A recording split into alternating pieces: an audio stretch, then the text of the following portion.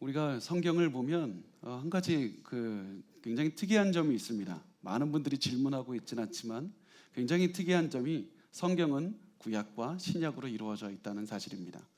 성경은 한 권의 책으로 되어 있는 것 같은데 구약이 있고 신약이 있습니다. 왜 그렇게 두 권의 책으로 이렇게 나눠져 있을까요? 이 생각을 해보신 적이 있습니까? 구약이 있고 신약이 있는데 이 두 가지의 다른 점이 무엇일까 잘 생각을 해보면 이렇게 나눌 수가 있습니다. 구약은 질문을 하는 책이고 신약은 거기에 대답을 하는 책이라고 우리가 볼 수 있습니다. 구약은 여러 가지 질문들을 하고 있습니다. 그리고 그 여러 가지 질문 가운데 굉장히 중요한 하나가 신명기에 등장을 하고 있습니다. 신명기에는 굉장히 중요한 질문을 하나를 던지고 있습니다. 신명기의 배경을 보면 신명기에는 이스라엘 백성들이 애굽 땅에서 이집트에서 나와서 광야를 이렇게 돌아다니다가 결국에서는 약속의 땅 바로 앞에 서게 됩니다. 이제 이 사람들이 이제 이 약속의 땅에 가게 되는데 하나님께서는 모세에게 야 너는 가지 못한다. 너는 지금까지 같이 왔지만 이제 너는 저 약속의 땅에 이스라엘 사람들과 같이 가지 못한다 이렇게 말씀을 하신 상태였습니다. 그래서 이 모세가 이스라엘 백성들에게 마치 유언처럼 하는 말이 신명기입니다. 이 신명기에서 유언처럼 하는 가장 중요한 너희들은 이 땅을 건너갔을 때 반드시 이것은 기억해라 라고 하면서 했던 말이 있습니다. 굉장히 중요한 말이 신명기 18장 15절 말씀입니다.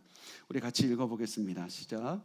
내 하나님 여호와께서 너희 가운데 내 형제 중에서 너를 위하여 나와 같은 선지자 하나를 일으키시리니 너희는 그의 말을 들을지니라.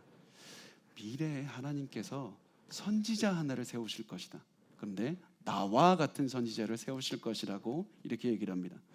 나와 같은 선지자를 세울 때 반드시 너희는 그의 말을 들어야 된다. 이렇게 모세가 유언처럼 말을 했습니다. 이때부터 이스라엘 백성들이 무슨 생각을 하냐면 이제 모세와 같은 선지자가 언제 일어날 것인가, 모세와 같은 선지자가 일어날 때를 기다리면서 계속해서 살아가고 있습니다. 그런데 정말 중요한 것은 너무나도 큰 문제가 하나가 있었는데 모세는 일반적인 선지자가 아니었습니다. 모세는 그냥 여느 선지자와 같은 사람이 아니라 너무나도 특별한 인물이었습니다. 마치 모세는 이스라엘 역사에서 가장 중요한, 가장 상징적인 선지자라고 해도 그렇게 말해도 과언이 아닐 만큼 너무나도 중요한 사람이었습니다.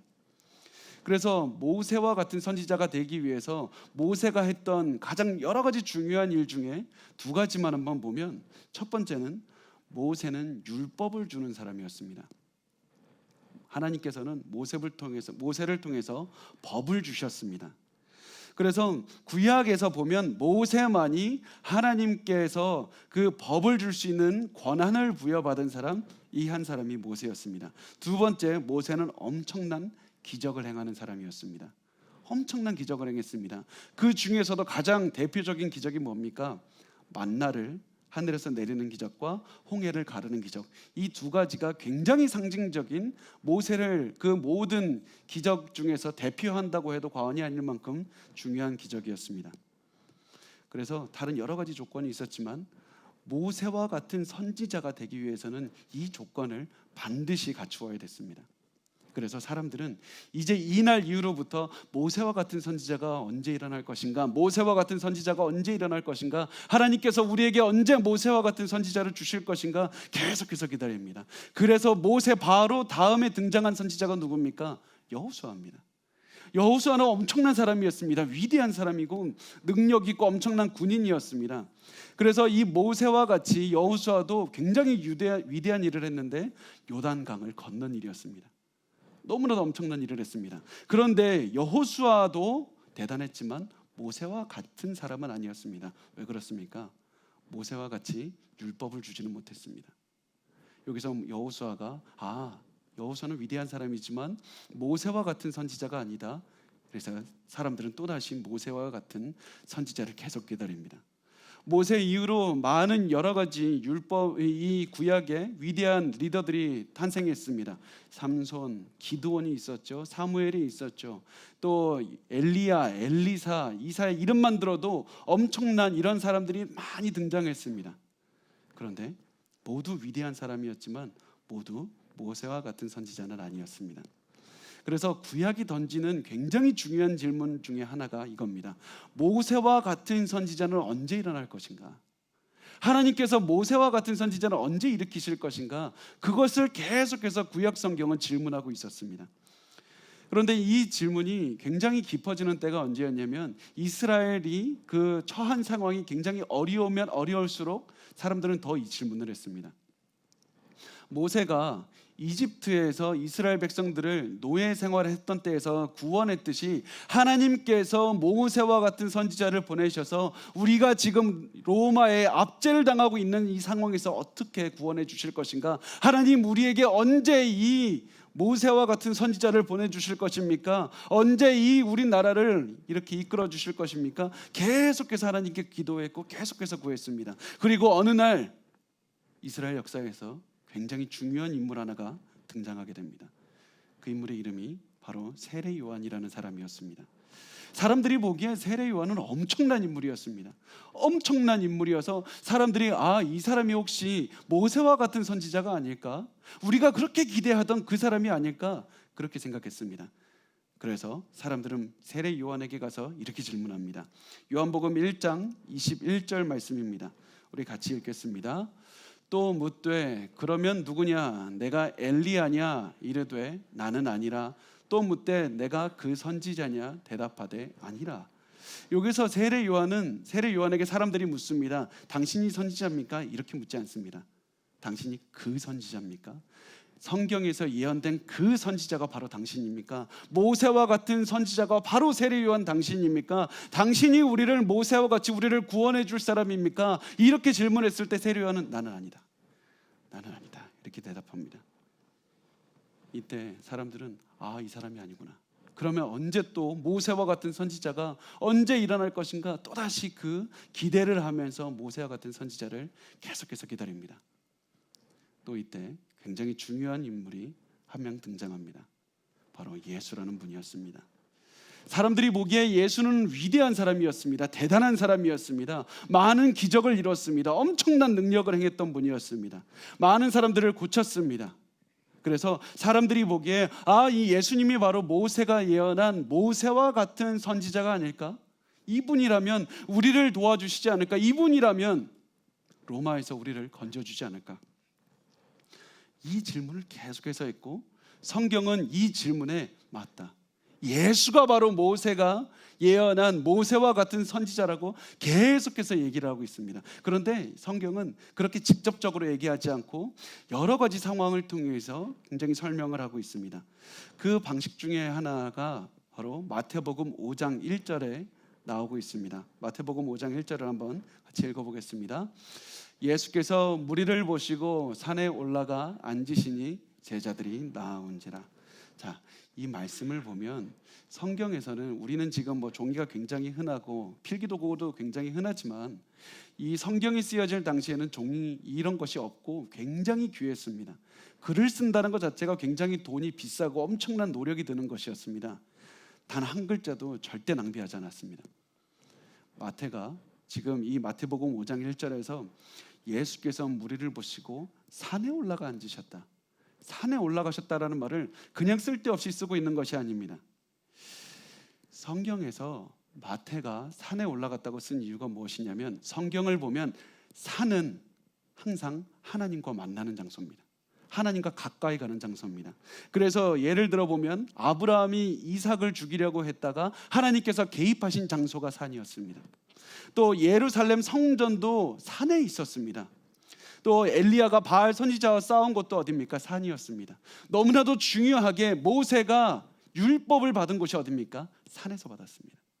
계속해서 사람들은 산에 하나님을 만나러 갑니다. 하나님과 가까워지러 갑니다. 그리고 성경은 예수께서 산에 올라가셨다. 예수께서 산에 올라가셨다. 이 말을 괜히 쓰고 있는 것이 아니라 바로 이분이 예수 그리스도가 바로 모세와 같이 이렇게 하나님과 가까운 분이다. 모세와 같은 선지자가 바로 예수다. 이 얘기를 하고 있는 겁니다. 그래서 예수께서 단순히 산에 올라가셔서 그냥 모세와 같이 되셨던 것이 아니라 성경 계속해서 얘기합니다. 예수는 분명히 모세와 같은 선지자이시지만 예수는 모세보다 위대한 선지자다. 단순히 모세와 같은 선지자가 아니라 모세보다 뛰어나신 분이다. 모세는 이스라엘을 이집트에서 구원했지만 예수는 온 인류를 죄에서 구원하리라. 모세는 이스라엘에게 만나를 주었지만 예수께서는 영생의 떡을 주시리라. 예수께서는 구원을 주시리라. 그래서 성경은 계속해서 이 단 한 구절만으로도 계속해서 설명하는 겁니다. 여기 모세보다 위대한 선지자가 여기 계시다. 드디어 그 예언이 이루어졌다. 그래서 이 예수께서 산에 올라서 앉으신 다음에 하나님의 법인 상산수훈에 말씀하는 겁니다. 우리 마태복음 5장 3절과 4절 말씀을 우리 같이 읽어보겠습니다. 시작. 심령이 가난한 자는 복이 있나니 천국이 그들의 것이며 애통하는 자는 복이 있나니 그들이 위로를 받을 것이며. 여러분 잘 보시면 모세가 주었던 율법은 행동을 규율하는 법입니다. 행동을 규정하는 법입니다. 그런데 예수께서, 모세보다 높으신 예수께서는 무엇을 하십니까? 마음을 규정하십니다. 단순히 행동을 규제하는 것이 아니라 예수께서는 모세보다 높으신 분이기 때문에 마음을 규제하시고 이렇게 하십니다. 그 다음에 마태복음 8장 27절에 굉장히 중요한 말씀이 나옵니다. 같이 읽어보겠습니다. 그 사람들이 놀랍게 여겨 이르되 이가 어떠한 사람이기에 바람과 파도도 순종하는가 하더라. 모세가 홍해를 갈라서 위대한 일을 했는데 이분은 바다를 다스리신다. 모세와 같은 분이 이분이다. 계속해서 성경은 모세와 같은 선지자, 모세와 같은 선지자, 계속해서 이렇게 말씀을 하고 있는 겁니다. 그래서 이것을 보고 있던 사람들도 이분이 모세와 같은 선지자가 아닐까? 이분이 우리가 기다렸던 그분이 아닐까? 계속해서 이 생각을 품으면서 예수를 바라보고 있었습니다. 그리고 이 사람들에 대한 성경의 대답이 요한복음 6장 4절에 나옵니다. 요한복음 6장 4절을 같이 읽어보겠습니다. 시작. 마침 유대인의 명절인 유월절이 가까운지라. 여기서 일부러 유월절이 가깝다 이렇게 말씀을 합니다. 이 말씀을 왜 했을까요? 유월절 당일이다, 유월절 바로 전날이다 이렇게 말씀하는 것도 아니고 유월절이 가까이 왔다라고 말씀을 합니다. 굳이 할 필요가 없는 것 같은데 이 설명을 하는 이유가 무엇이냐면 유월절은 곧바로 모세와 직접적인 연관이 있는 명절이기 때문입니다. 유월절은 하나님께서 이스라엘 백성을 이집트의 노예로 있을 때 구원하여 주신 그 증표로서 그것을 기념하기 위해서 그렇게 계속해서 명절로 삼으신 것이 바로 유월절이었고 그때 이스라엘의 리더가 바로 모세였습니다. 유월절이 가까우니라 이 말씀을 통해서 모세와 예수를 계속해서 비교하는 겁니다. 여기에 너희들이 단순히 예수만 볼 것이 아니라 과거에 모세가 있었던 그 모습을 보고 이 예수를 기억하라. 예수 그리스도께서는 모세와 전혀 상대가 안 될 만큼 엄청난 분이시다. 이것을 계속해서 말씀을 하고 있습니다. 그래서 예수 그리스도께서 이 유월절이 가까이 오셨을 때 어떻게 하십니까? 이 요한복음에 보면 산에 다시 오르십니다. 요한복음 6장 3절 말씀을 우리 같이 읽어보겠습니다. 시작. 예수께서 산에 오르사 제자들과 함께 거기 앉으시니. 자, 예수께서 모세는 산에 올라가서 율법을 받았습니다. 모세는 산에 올라가서 하나님과 만났습니다. 이 산에 예수께서 오르셔서 앉으셨다고 표현을 합니다. 성경에서 앉는다는 것은 그냥 피곤해서 앉는다는 얘기가 아니라 권위의 상징이었습니다. 가르침의 상징입니다. 당시 랍비들은 무슨 일이 있을 때 무엇을 가르칠 때는 항상 랍비들은 자리에 앉았다고 표현을 하고 랍비의 제자들은 그 주위를 둘러서서 서 있거나 앉아서 랍비의 가르침을 들었습니다. 예수께서 산에 올라가서 앉으셨다라는 것을 통해서 예수 그리스도께서 바로 권위의 상징이고 권위의 중심지이시고 예수 그리스도께서 얼마나 높으신 분인지 이것을 계속해서 드러내고 있는 겁니다. 그래서 성경은 이 모습을 보여주면서 우리에게 말씀하고 있습니다. 이스라엘이 그토록 기다렸던 모세와 같은 선지자가 바로 여기 있다. 그리고 사람들이 모세를 따랐던 것처럼 예수 그리스도를 엄청나게 많은 사람이 따르고 있었습니다. 자, 요한복음 6장 1절에서 2절 말씀을 우리 같이 읽어보겠습니다. 시작. 그 후에 예수께서 디베랴의 갈릴리 바다 건너편으로 가시매 큰 무리가 따르니 이는 병자들에게 행하시는 표적을 보았음이러라. 오늘 본문에서 보면 예수께서 배를 타고 갈릴리 바다의 서편에 있다가 동쪽으로 가게 되는 것을 보게 됩니다. 배를 타고 예수님은 제자들과 함께 동쪽으로 가셨다가 산으로 올라가셨습니다. 왜 그러셨을까? 여러분 보면 갈릴리 바다의 서쪽은 좀 많이 발달한 곳이었습니다. 좀 더 땅이 비옥한 곳입니다. 근데 동편은 비옥하지 않습니다. 좀 황량한 곳입니다. 마을이 많지가 않습니다. 하필 예수님께서는 왜 제자들을 데리고 일로 가셨을까? 보면 제자들이 이때 많이 좀 지쳤던 것 같습니다. 여러 사역을 하느라 지쳐서 예수께서는 제자들과 함께 휴식을 취하러 사람들이 없는 곳, 사람들을 좀 피할 수 있는 곳, 그래서 휴식을 취할 수 있는 곳으로 일부러 배를 타고 가셨습니다. 그런데 사람들이 예수께서 가시는 것을 보시고 해안을 따라서 걸어서 예수님을 따라왔습니다.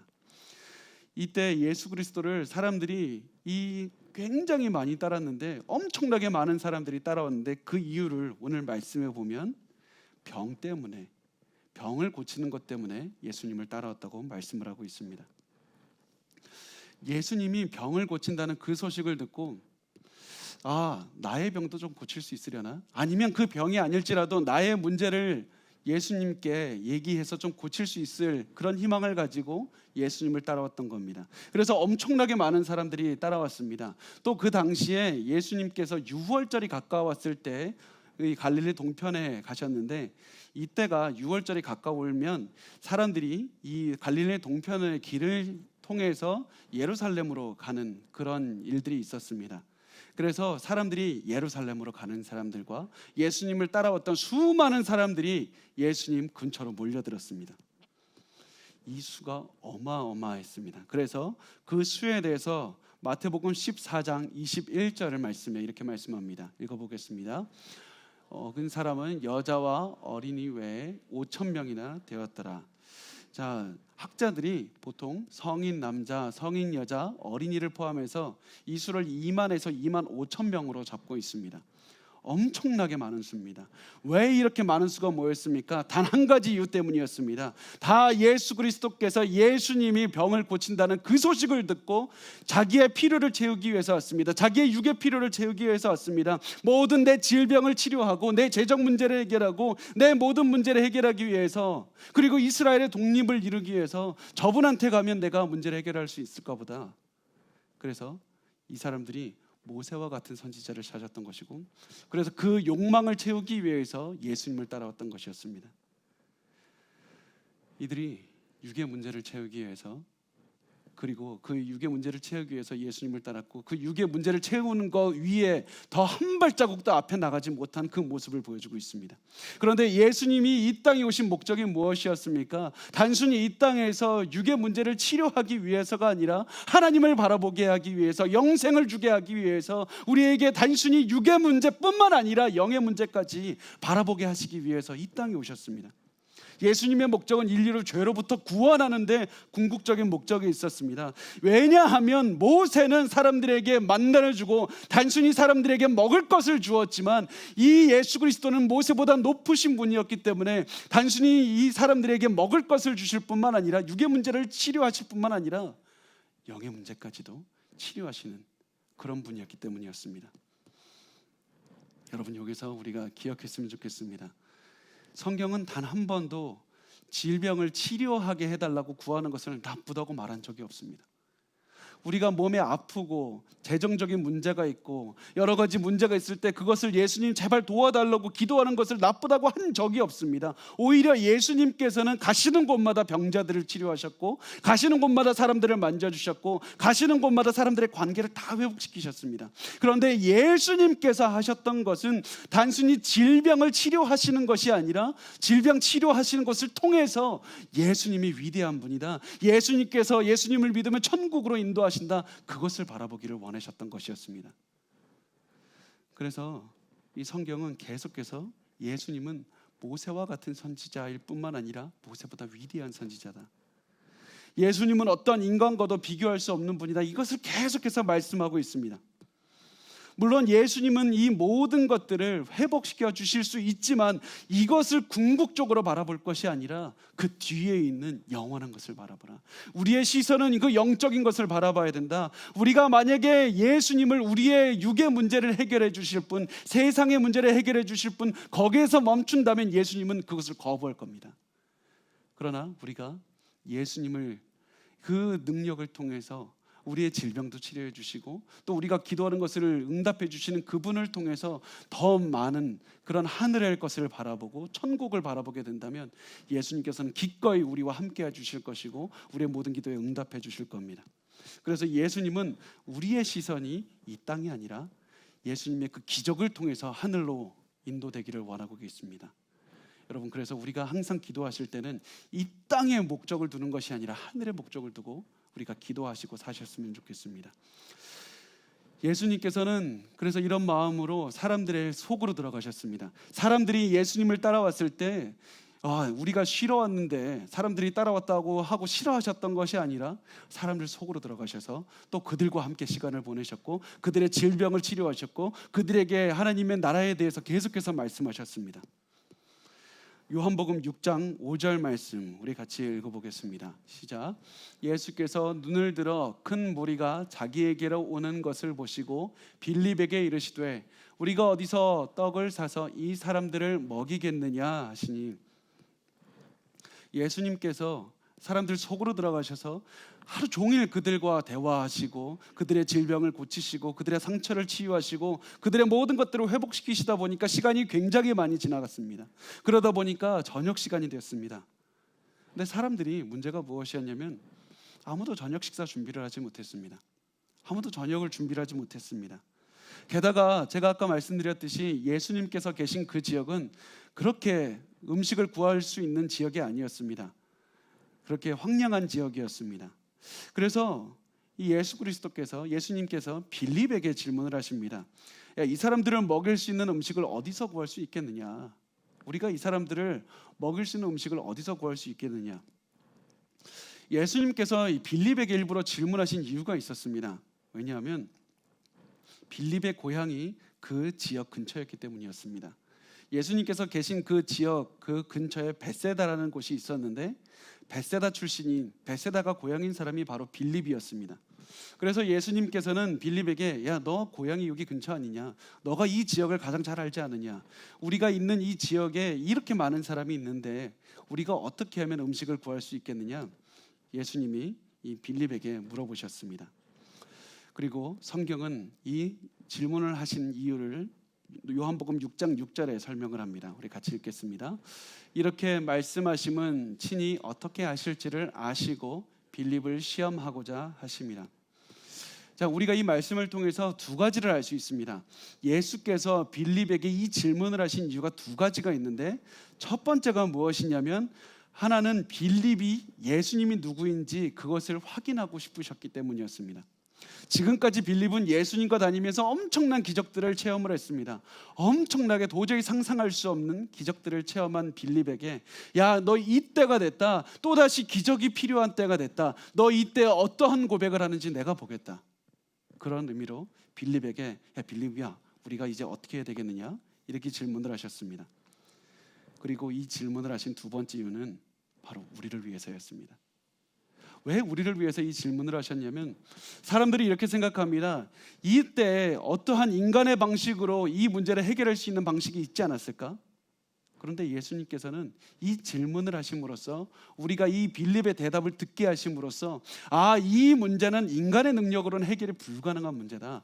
이 사람들을 먹이는 것은 도저히 사람의 상식으로는 어려운 일이다. 하나님만이 하실 수 있는 일이다. 이것은 기적이다. 이것을 2000년 후에 읽을 우리를 바라보시고 너희가 반드시 이것을 읽고 하나님의 기적이 일어났다는 사실을 반드시 믿어야 된다.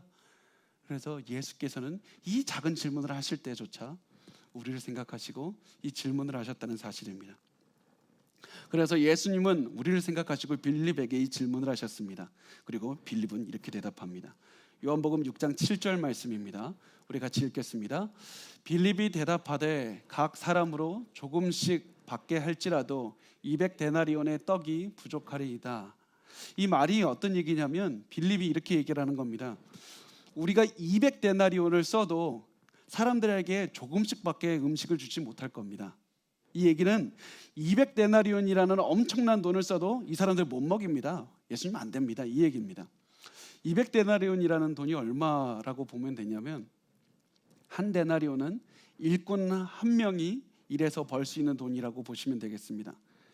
일꾼 한 명이 하루 일해서 벌을 수 있는 일당이 한 데나리온인데 그거를 200일 일해서 벌 수 있는 돈이라고 치면 그냥 쉽게 우리가 계산하기 쉽게 1년의 절반이라고만 쳐도 한 사람이 우리가 2020년을 봤을 때 한 사람이 연봉이 3천만 원이라고 치면 절반 1,500만 원을 써도 예수님 1,500만 원을 써도 이 사람들 다 못 먹입니다.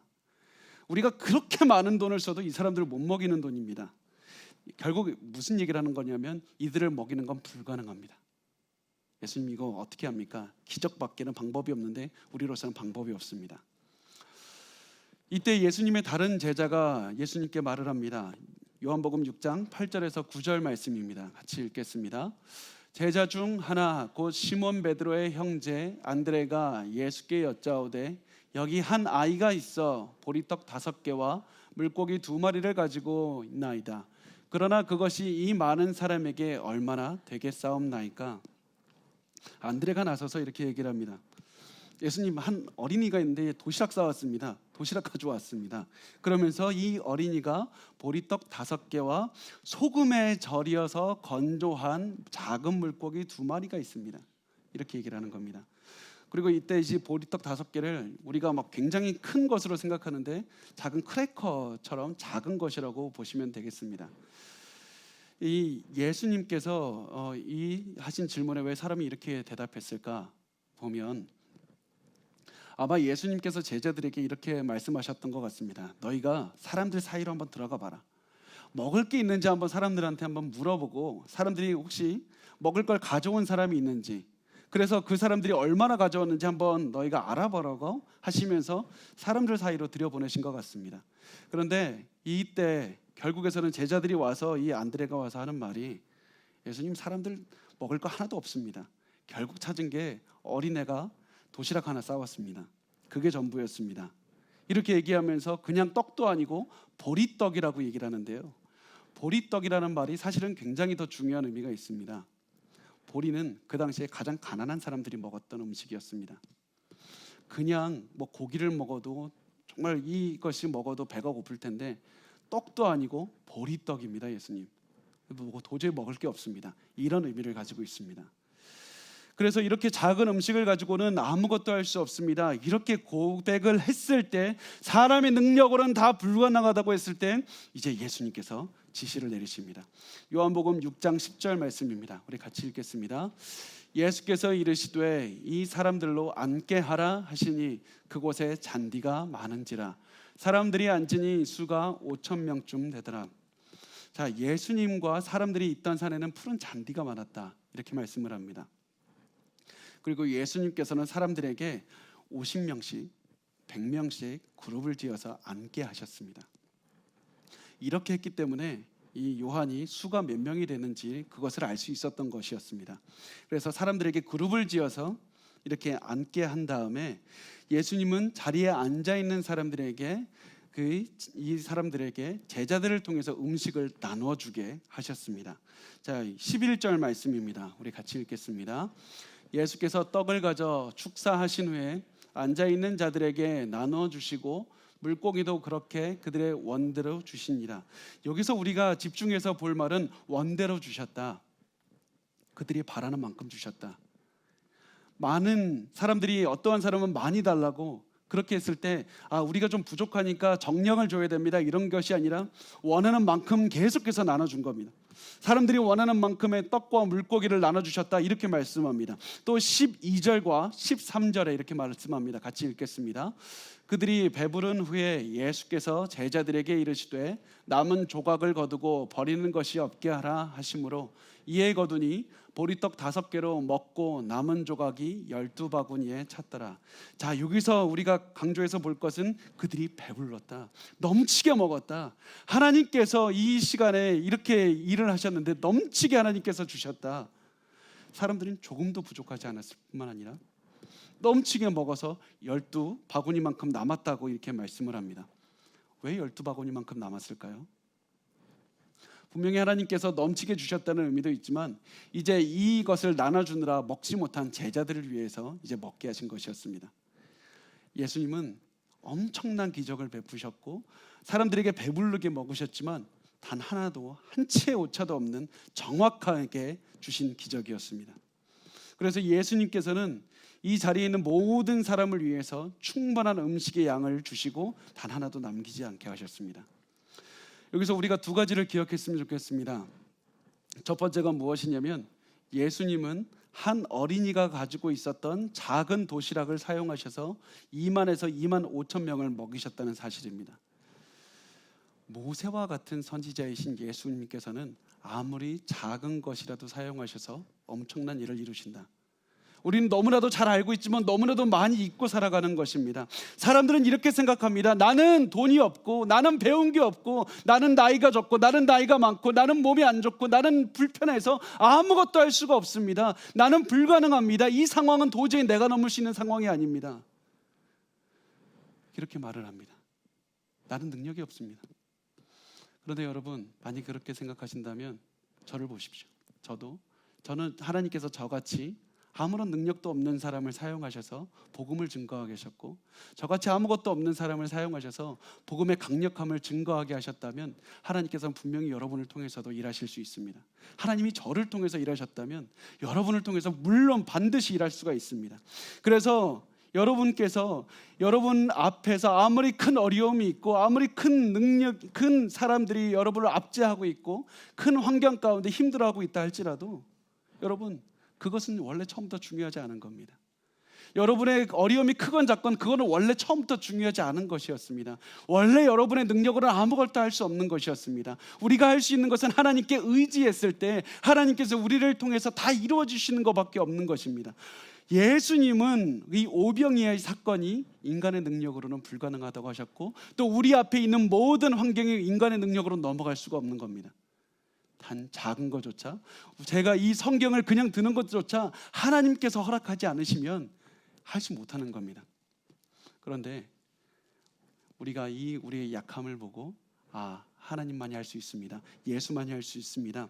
그래서 우리가 예수님께 우리의 삶을 드리고 예수님을 믿을 때 예수님께서는 우리 그 작은 도시락과 같은 우리의 인생을 사용하셔서 엄청난 능력을 보이신다. 이것이 우리가 반드시 기억해야 될 첫 번째 교훈입니다. 왜냐하면 예수님께서 바라시는 믿음이 바로 이 믿음이기 때문입니다.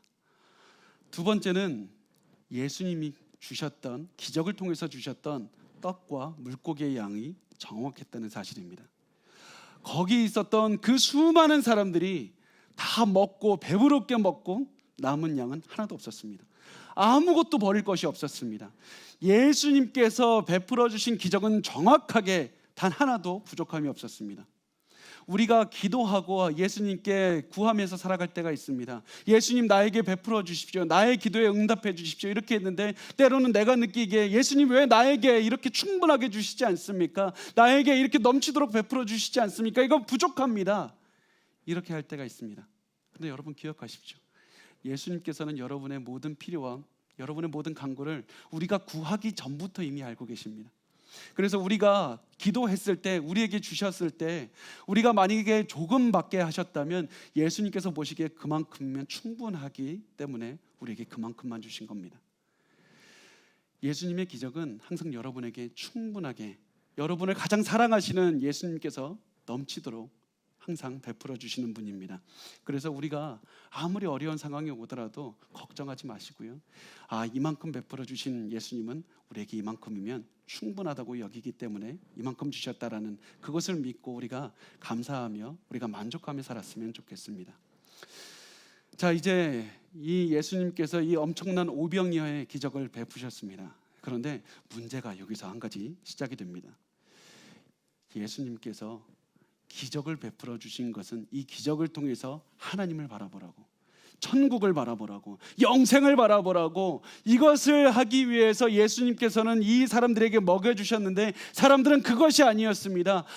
이분이 바로 모세가 만나를 주었던 것처럼 이분이 바로 우리에게 먹을 것을 주시는 분이다. 이분이 바로 우리를 로마의 압제에서 건지실 분이구나. 이분이 바로 모세가 얘기한 모세와 같은 선지자가 그분이다. 우리의 모든 육적인 필요와 간구를 채워주실 분이다. 이렇게 생각을 했습니다. 예수님께서는 기적을 통해서 하늘을 보라고 했는데 사람들은 기적을 통해서 땅을 바라봤습니다. 그래서 사람들이 이렇게 얘기를 합니다. 요한복음 6장 14절 말씀입니다. 우리 같이 읽겠습니다. 그 사람들이 예수께서 행하신 이 표적을 보고 말하되 이는 참으로 세상에 오실 그 선지자라 하더라. 사람들이 예수께서 이렇게 많은 먹을 것을 주시는 것을 보고 예수께서 그 선지자다, 그렇게 예언하신 선지자가 바로 이분이다, 이렇게 얘기를 했습니다. 우리를 드디어 우리가 그렇게 바라던 모든 것들을, 우리의 욕망을 채워주실 분, 그렇게 생각했습니다. 아, 모세와 같은 선지자가 드디어 왔다. 성경은 말씀합니다. 모세와 같은 선지자가 바로 예수 그리스도다. 그런데 이 모세와 같은 선지자는 단순히 너희의 육을 채워주시는 분이 아니라 육을 채워주시는 것을 통해서 영적인 것을 바라보게 하시는 분이다.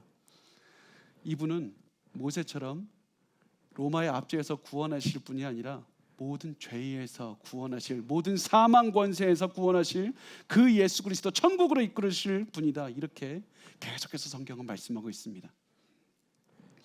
그것이 어디에 나올까요? 우리가 잘 생각해 보면 알 수 있습니다. 모세가 만나를 주었을 때 사람들은 그 만나를 먹고 굉장히 좋았습니다. 근데 시간이 지났을 때 다시 배고프게 됐죠. 예수님을 통해서 사람들이 오병이어의 엄청난 기적을 체험했을 때 사람들은 처음엔 좋았습니다. 시간이 지났을 때 또다시 배고프게 됩니다.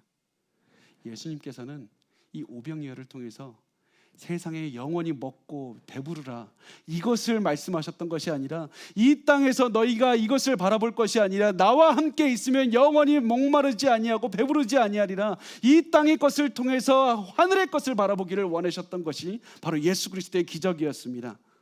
그래서 예수님께서는 이 기적을 통해서 너희가 나를 통해 모세를 다시 한번 체험하려고 하지만 나는 모세와 같은 자가 아니라 모세보다 더 위대한 자다, 영적인 것을 바라보라. 너희는 계속해서 나에게 모세와 같은 것을 바랄 때 갈증을 느낄 것이고 배가 고플 것이다. 그러나 너희가 나에게 그 천국을 바라볼 때 영원히 목마르지 아니하리라. 나는 영생의 떡이다. 내가 바로 영생의 떡이다.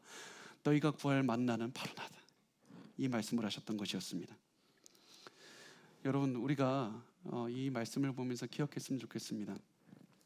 우리가 사실 성경을 보면서 이 당시 그 이스라엘 사람들을 좀 얕보는 경향이 있습니다. 그런데 이 이스라엘 사람들은 우리보다도 때로는 굉장히 어렵게 살았습니다.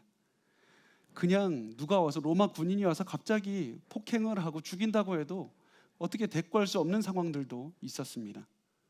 굉장히 어렵고 배가 고프고 너무 힘들었습니다. 이때 사람들이 예수님께 먹을 것을 달라고 구하는 것은 어떻게 보면 당연했을지도 모르겠습니다. 우리의 삶에서도 너무나도 힘든 분들이 있습니다. 재정적으로 어렵고요, 몸이 힘들고 정말 너무나도 많은 고난 때문에 너무 힘든 분이 있습니다.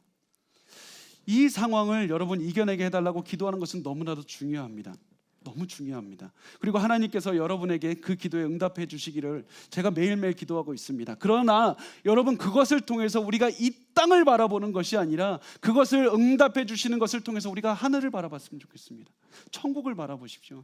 하나님께서는 여러분에게 이 땅의 하나님이 아니라 육과 영을 지으신 그 모든 만군의 주가 되시는 그 하나님을 바라보기를 원하십니다. 우리가 이 땅의 것을 바라볼 때 우리는 또다시 배고플 것이고, 우리는 또다시 목마를 것이고, 우린 또다시 아플 겁니다. 결국 예수께서 다시 살리셨던 나사로도 또다시 죽었습니다. 우리가 이 땅을 바라볼 것이 아니라 천국을 바라봤으면 좋겠습니다. 그래서 사람들이 이 땅을 자꾸 바라보면서 예수 그리스도를 왕으로 세우려고 했을 때 예수님께서는 피하신 것이었습니다. 15절 말씀 우리 마지막으로 같이 읽겠습니다. 그러므로 예수께서 그들이 와서 자기를 억지로 들어 임금으로 삼으려는 줄 아시고 다시 혼자 산으로 떠나가시니라. 사람들은 예수님에게 억지로 이스라엘의 왕을 삼으려고 했습니다. 그런데 예수님께서는 작은 이스라엘이라는 나라의 왕이 아니라 온 인류의 왕이 되는 것, 온 인류를 구원하는 것, 죽으심으로써 모든 인류를 구원하시는 것이 바로 예수님의 목표였습니다. 그래서 이 자리를 떠나가십니다. 여러분, 예수님은 단순히 우리가 세상만 바라보는 것을 원하지 않으십니다. 우리 육신의 주인이시자 영혼의 주인이신 예수님은 우리가 계속해서 천국을 바라보는 걸 원하십니다. 우리가 예수님을 육신의 주인으로 삼으려고 할 때 예수님은 그 자리를 떠나시는데, 이 말씀을 보면 예수님께서 어디로 가신다고 하십니까? 산으로 혼자 떠나가셨다고 말씀합니다. 지금까지 사람들은 산 중턱에 예수님과 같이 있었습니다. 예수님께서 산으로 가셨다는 말은 더 높이 올라가셨다는 말입니다. 예수님은 우리가 단순히 육의 신으로만 여기기엔 예수님은 너무나도 높으신 분입니다. 너무나도 위대하신 분입니다. 우리가 단순히 그 예수님을 낮게 여기기엔 예수님 너무나도 고결하신 분입니다. 그래서 우리가 예수님을 우리 육신의 주인으로만 삼으려고 할 때 예수님 그것을 거부하시고 더 높은 곳으로, 더 높은 권위가 있는 곳, 더 하나님과 가까운 곳, 더 하나님의 그 임재가 있는 곳으로 계속해서 올라가셔서 더 높은 권위를 보여주시는 것이었습니다. 여러분, 우리가 예수님은 단순히 우리의 육의 문제를 해결해 주실 뿐만 아니라 영의 문제까지 해결해 주시는 분입니다. 예수님을 통해서 우리의 모든 문제가 해결이 됩니다. 그래서 제가 이 말씀을 계속해서 묵상하면서, 오병이어의 말씀을 묵상하면서 예수님께서 하나님께서 저에게 계속 주시는 감동은 무엇이었냐면 이 한마디가 계속해서 흘러넘쳤습니다. 예수님 한 분이면 충분합니다. 예수님 한 분이면 충분합니다.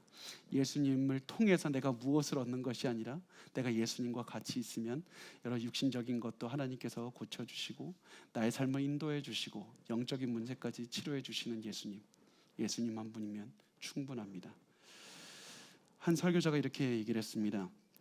여러분에게 하나님 말고 아무것도 없다면, 그때야 비로소 하나님 한 분만으로 충분하다는 사실을 깨달을 겁니다.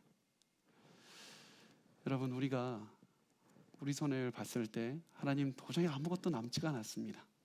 정말 아무것도 없습니다.